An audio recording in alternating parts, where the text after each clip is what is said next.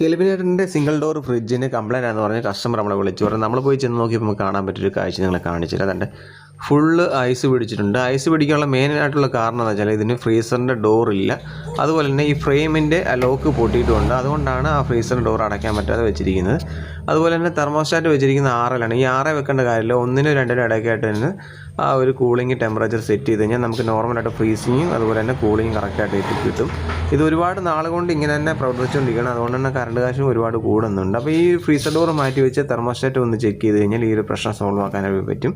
അപ്പം ഇങ്ങനെയുള്ള കാര്യങ്ങളൊക്കെ ഉണ്ടെങ്കിൽ വളരെയധികം ശ്രദ്ധിക്കുക, അല്ലെങ്കിൽ കറണ്ട് കാശ് കൂടാനുള്ള ചാൻസ് വളരെ കൂടുതലാണ്. അപ്പോൾ വീഡിയോ ഇഷ്ടപ്പെട്ടാൽ ലൈക്ക് ചെയ്യുക, ഷെയർ ചെയ്യുക, സബ്സ്ക്രൈബ്. Okay, thank you.